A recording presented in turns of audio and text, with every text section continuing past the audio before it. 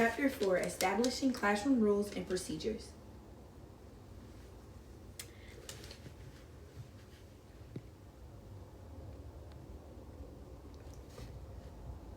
Okay. I'm Shamir Condry, a senior elementary education student from Atlanta, Georgia. And my name is Carmen Massey, a senior elementary education student from Asheville, North Carolina. And today, here are a few of our learning outcomes. Today, we will define and differentiate between classroom rules and procedures. We will develop a system of rules and procedures to effectively structure the social space of a classroom. We will identify productive ways to teach and reinforce rules and procedures. And lastly, we will analyze the impact of classroom rules and procedures taking into account specific student needs. Okay, in the first slide, we're going to be talking about what classroom rules are. And before I jump into that, I just want to ask you guys a few questions. The first one is, what do you think a classroom rule is? So if I had to define what a classroom rule was, which I think is a very broad definition, I would define it to be created by expectations that a teacher may set in a classroom. This could be different depending on your classroom, depending on your students, depending on your social stature, or maybe your cultural background. But I think classroom rules are very important in that they're a kind of expectations that you put in your classroom to make sure that your students are held accountable. Okay, that's a great answer. My second question is, what are classroom rules that you would like to implement in your classroom? So some classroom rules that I would put in my classroom are not limited to, but I would start with my students being ready to learn, which means that they come in the classroom with their minds open, ready to listen, to be receptive to what I'm teaching, and that they are in a position where they're not sleeping in class or disrupting other students' learning, that they're just overall ready to learn. My next one would be one to never give up. A lot of times I notice students are quick to give up on themselves or even just feel like things are too hard. And I want to encourage my students that they can do hard things and that it's important to never give up and just to keep on trying. I also want to use kind words and actions in my classroom. This means saying please and thank you, yes ma'am, no ma'am, yes or no sir. If there's any specifications of how you want to be called by gender, then that's going to be respected as well. Being respectful also goes into like being respectful to your, or using kind actions means like making sure you say excuse me, not pushing others in line, just making sure that you're being a good student overall. And lastly, to respect themselves and others. And I would break this down for my students to show them that respect means that you're respecting yourself, which means that you're coming ready to learn, which is following the rule before. And you're also respecting your classmates, which means you're not interrupting them, making sure that they're ready to learn, making sure you're not breaking your pencils or throwing things away, and just making sure you're respecting your classroom and me overall. I think those are very important rules. And of course, I would define more according to my school, but I like those rules from my classroom. I think those are great rules, but there is just one rule I wanted to piggyback off of. Okay. I know you mentioned that you would have your students say yes ma'am, no ma'am, yes sir, no sir. What would you do for the students who weren't raised like that? Like my mom didn't raise me or my siblings because she's from up north. She didn't raise us to say yes ma'am, no ma'am, yes sir, no sir. And one time my brother had gotten into it with his teacher because she wanted my brother to say yes ma'am to her, but my brother only kept saying yes. So what could you do for the students who weren't raised to say yes ma'am or no ma'am? So I can understand that some students are not taught to say yes ma'am or no ma'am, but I do think it was respectful that your brother did say yes instead of yeah or yep. Like, I think it's a way you say it. So if they're saying yes, that's still acceptable, but I would prefer yes ma'am or yes ma'am to especially like older people that come in, just because it's a sign of respect. And of course I would show my student that, and if they're able to participate in that, which I feel like it'll be more of a domino effect, they see others doing it, they may do it, or they see me respecting them doing it like that, then maybe they'll do it. Also, it's just good business etiquette as well. So if they want a job or they're trying to get something, it's good to say yes ma'am, no ma'am, and have your manners. But everyone isn't always raised like that, so I understand. That's great. And my last question is, were there ever classroom rules that your teacher had in place that you and your classmates didn't agree with?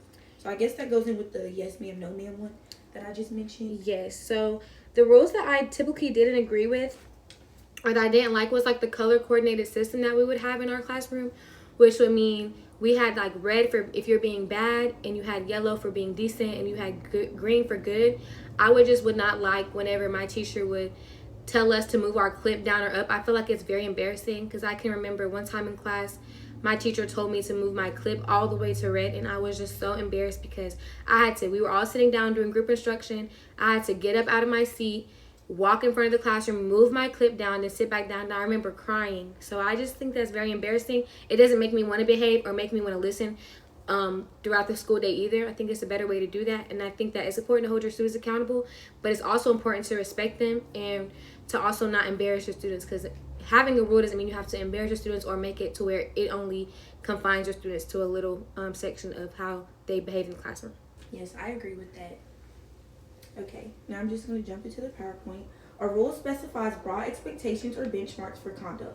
Rules set desired behavior, which makes positive stated rules more desirable than rules that prohibit undesirable behavior. When students know what a teacher's expectations are, it's much easier for them to abide by. Next, what are procedures? And I have another question before we get into the content. What are some procedures you remember having in your classroom? So I can remember having school procedures. I'm sorry, remember that having a classroom?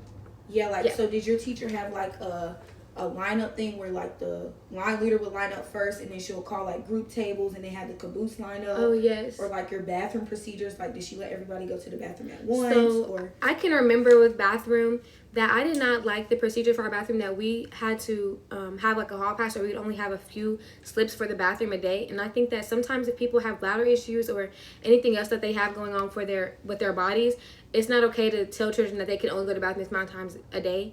I think it's important that your children are behaving in the bathroom and that there should be a monitoring system for that, but I don't think you should limit your students to that. I also can remember a procedure that we would have dress code as well.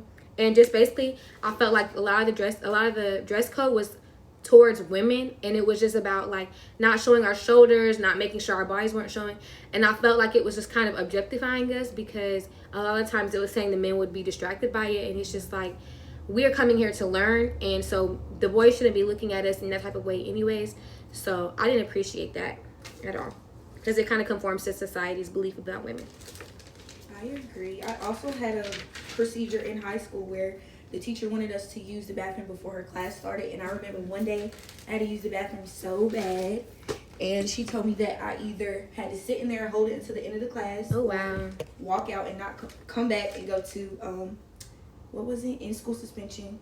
I chose in-school suspension because I was not about to use the bathroom on myself. Right. And then I also don't like how teachers will say that if you're late to class, you'll have to go to ISS or something like that, whenever you're going to miss class time for having to sit in school suspension. Exactly. So, yeah, it's important that your procedures match up to making sure your students are always getting what they need at the end of the day. Exactly. Okay, so now procedures are aimed to achieve a task rather than forbid certain behaviors. It helps to aid students to meet the expectations of the stated rules in specific situations. You may set procedures in your classroom when collecting assignments, having a classroom discussion, turning in late work, going to the cafeteria, and going to the bathroom, etc. Procedures are not written because they are simple and are frequently used to allow students to learn them fast. Okay, and educators are able to make their expectation known to students by directly enforcing these classroom rules and procedures. I do like the procedure of making sure classroom discussion is like led properly and making sure people are hearing each other, because it's important to hear one another during your class discussions. So I do like that point about procedures. Okay, school rules and procedures. I'm going to leave this slide with another question. What are some of the school rules and procedures you had throughout K through 12? Some of the school rules and procedures was like running through the hallways and making sure that you're walking, which is understandable because you don't want to knock anybody over. You're always trying to be in a safe environment, and it's important that students know how to behave in school and outside of school. Okay, thank you. Some of the school rules that I had to deal with dress codes, where our shorts and dresses and skirts had to be knee length or fingertip length. We weren't allowed rips in our jeans above the knee. Students weren't able to wear leggings without having a long shirt to cover them, and these were really for the students who were more thicker, like their bodies were more developed. Yeah. Yes, developed. All of our tank tops had to have the 3-finger rule, so you would combine your index finger, middle finger, and your ring finger, and it had to basically match your shirt.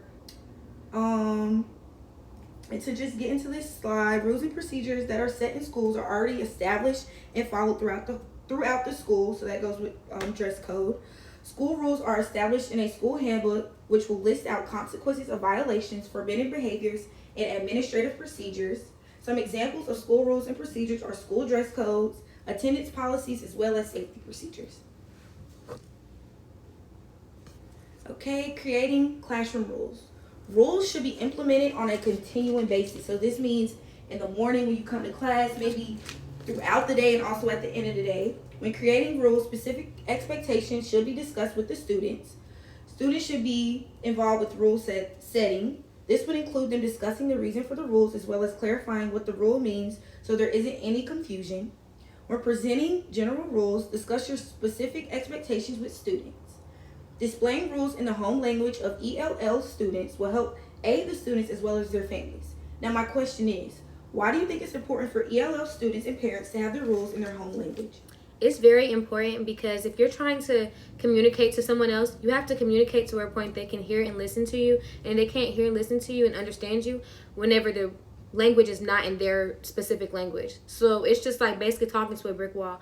If you want someone to do what you want them to do, or you want them to display behavior that you want them to display, then you have to communicate that effectively. Effectively means that you're communicating in their home language, communicating it with in a vocabulary sense that they'll be able to understand as well.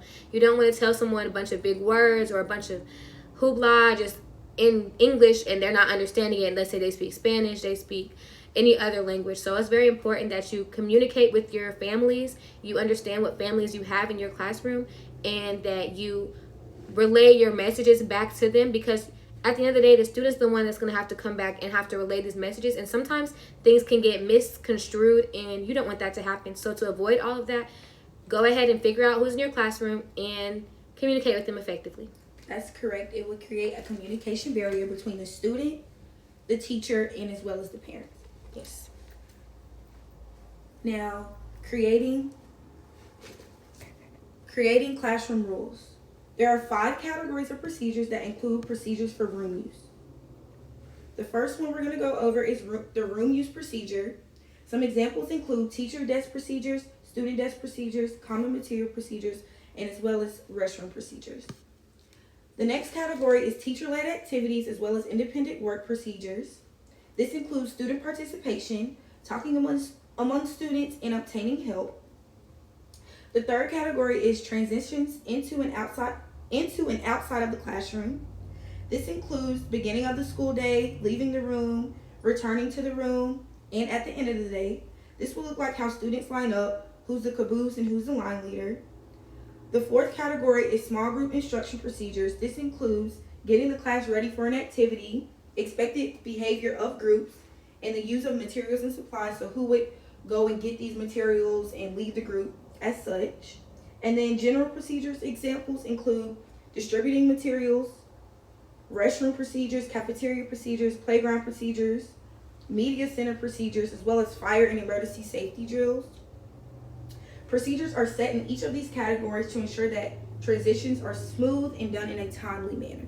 And some of the procedures I remember, like being in the media center, was just like being quiet, no foods or drinks, as well as like distributing materials, making sure that you're not just throwing the scissors or you're picking them up properly. So all of it comes down to safety. So it's all important that these procedures are discussed and that the students understand them. And that they are discussed thoroughly so that each student is able to comprehend exactly what the rule or procedure is asking of them. And don't just say why, but explain why the importance of it is so they can understand, oh yeah, I do need to do this. But we're talking all of this, but what is all of it for? So right now we'll play a video so that you guys can kind of get a breakdown of basically what we said and the importance of what it is.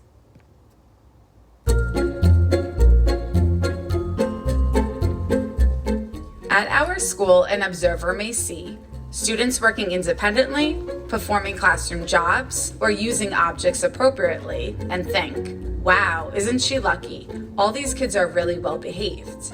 But actually, their ability to do all that is rooted in a ton of structure and routine that we front load.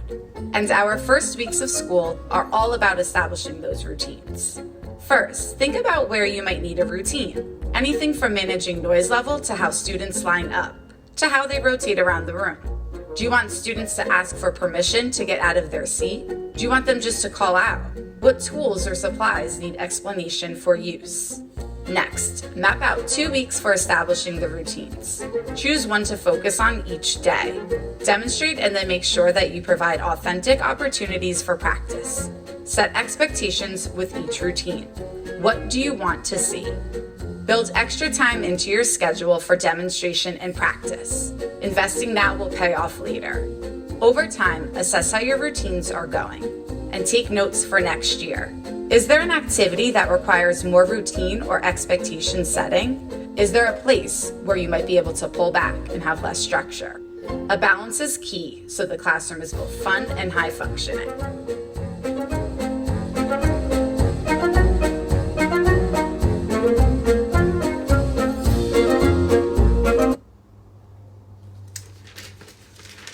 I absolutely love that video, and I feel like it had a great breakdown of the reason why we do things as teachers. But now I'll get into the next section, which is productivity. So this means describing and demonstrating your desired behavior for your students. They're humans just like us, so it's important that we break everything down to them so they can understand and be able to demonstrate that. So this means to say what you mean and to do what you say. So let's say you have a guest that comes into your classroom, and let's say this guest is like the principal or maybe just an observer, a teacher's assistant, but however, you want your students to be on their very, very best behavior. So would you A, tell everyone to please be on their best behavior, or would you show your students what good behavior looks like so that they can demonstrate that, which means saying no talking or staying in seats? What do you think? I think it's B. Show students what good behavior looks like. No talking, staying in seats. Just to communicate in like an effective way to which you aren't like being disrespectful to your students. Yes, and this is beneficial for primary grade children, but secondary children can also benefit from this as well. It's okay to keep the things consistent throughout all their schools because at the end of the day, rules are important. Next is reinforcement. So with reinforcement, rehearsal means practicing this behavior. This is so crucial because this allows for your student to truly learn the appropriate behavior. And it also provides an opportunity for the teacher to gauge the student's understanding. So if you see people misbehaving and you ask them, okay, show me what good behavior looks like, or show me what it looks like getting ready to do small group circles, they'll demonstrate this behavior. This will show them the appropriate behavior. It will also show you that your students understand. It's important to give your students feedback as well and tell them when they're doing good or bad. This promotes a pattern to reoccur, and just know that practice always makes perfect. Do not always expect 100% accuracy from your students. Good behavior sounds like thank you for putting your things away, and also please stop talking at table 2. If you know students are off track, it's okay to redirect them and ask them to demonstrate what the good behavior looks like to help them promote it. Next is considering all students. So as an educator, we all know that it's so important to consider the possibility that our students may be from different cultural groups that are unfamiliar to our own. And a lack of unfamiliarity with the cultures group causes the teacher to misinterpret how a student responds to a classroom activity or procedure. So there are stereotypes to consider, such as one may assume that parents could care less about their child's education, when in actuality, education is highly valued by immigrants, minority ethnic groups, and the poor. The parents of these children work very hard when jobs are available. Think about them working multiple jobs to make sure their children are able to get to school and have clothes on their back. So it's important that you consider these students overall. To ensure all consideration for your students, it's best to prepare the social space of the classroom by getting to know them and their families. As a teacher, a critical self-evaluation and reflection is an important component of building equity in classrooms. So making sure that you're going back to the drawing table and making sure that you are accessing all children and you are considering all children that's in your group. You don't want to leave anyone out and make it feel like your culture is the most important one, such as celebrating Christmas, holidays, or even just the respect levels, making sure that they're able to understand where you're coming from and making sure that everyone kind of respects each other. This goes into the classroom rules of respecting each other. And no bullying. This goes into also with bullying, like to make sure you're considering each student's financial and cultural, well, not beliefs, but like their financial stability and their cultural beliefs. Thank you so much for watching our presentation.